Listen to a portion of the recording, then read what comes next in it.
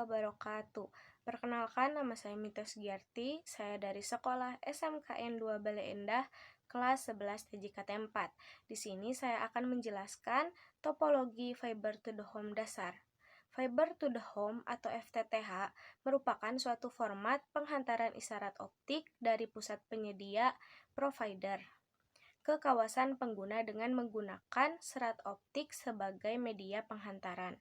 Perkembangan teknologi ini tidak terlepas dari kemajuan perkembangan teknologi serat optik yang dapat menggantikan penggunaan kabel konvensional dan juga didorong oleh keinginan untuk mendapatkan layanan yang dikenal dengan istilah triple play service, yaitu layanan akan akses internet yang cepat, suara jaringan telepon, PSTN, dan video TV kabel dalam satu infrastruktur pada unit pelanggan.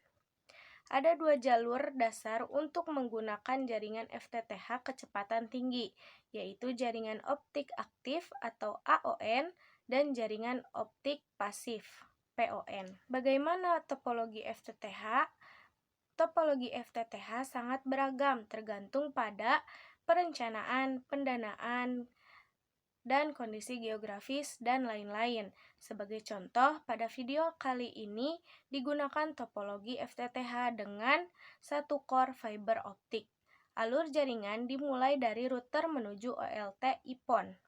Router berfungsi sebagai pengontrol dan manajemen user, sedangkan OLT berfungsi untuk mendistribusikan layanan ke pelanggan. Router dapat menggunakan berbagai jenis koneksi, seperti radio, mikrotik, atau perangkat lain, yang kemudian disambungkan ke OLT menggunakan kabel UTP atau fiber optik.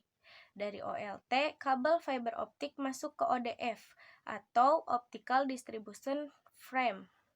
ODF berfungsi sebagai tempat terminasi, manajemen, dan pengamanan kabel fiber optik sebelum didistribusikan ke jaringan luar. Dari ODF, fiber optik diteruskan ke ODP pertama. Pada ODP pertama digunakan splitter 1.28 sehingga menghasilkan 8 jalur yang dapat digunakan untuk 8 klien atau ONT. Selanjutnya, jalur dari ODP pertama diteruskan ke ODP kedua dengan menggunakan splitter rasio yang sama sehingga kembali menghasilkan 8 jalur ke klien. Proses ini berlanjut ke ODP ketiga dan seterusnya dengan prinsip yang sama seperti ODP sebelumnya, sampai ke ODP terakhir. Sebagai catatan, pada ODP pertama juga bisa digunakan splitter 1.16 untuk menghasilkan 16 jalur ke pelanggan. Jumlah klien yang dihasilkan tergantung pada rasio splitter, desain topologi, dan kapasitas jaringan FTTH yang digunakan. Berikutnya adalah contoh topologi FTTH dengan menggunakan ODC splitter 8-way. Topologi ini banyak digunakan oleh jaringan yang berbasis fiber optik karena lebih efisien dalam pendistribusian ke pelanggan. Pada topologi ini, jaringan dimulai dari router yang berfungsi sebagai pengatur dan manajemen jaringan seperti pengaturan user dan bandwidth. Dari router, koneksi diteruskan ke OLT atau Optical Line Terminal yang berfungsi mengubah sinyal data menjadi sinyal optik. Dari OLT, kabel fiber optik diteruskan ke ODF atau Optical Distribution Frame sebagai tempat terminasi dan manajemen kabel fiber optik sebelum masuk ke jaringan luar. Selanjutnya, dari ODF, kabel fiber optik masuk ke ODP atau Optical Distribution Cabinet. Di dalam ODC terdapat splitter 1.28 yang berfungsi membagi satu jalur fiber optik menjadi 8 jalur distribusi. Dari ODC, masing-masing jalur fiber optik disalurkan ke ODP atau Optical Distribution Point. ODP berfungsi sebagai titik distribusi terakhir sebelum kabel fiber optik ditarik ke rumah pelanggan. Dari ODP, kabel drop fiber optik disambungkan ke ONT atau ONU yang berada di sisi pelanggan.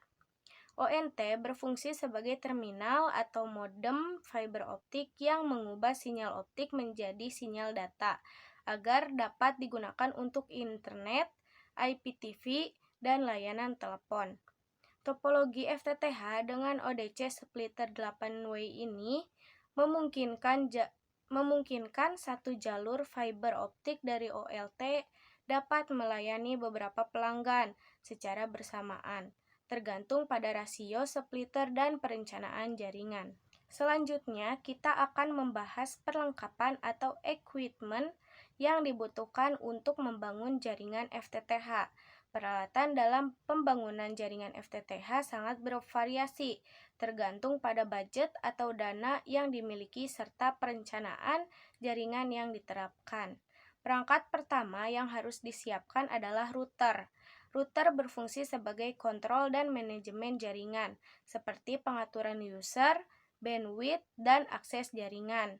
Berikutnya ada OLT atau Optical Line Terminal.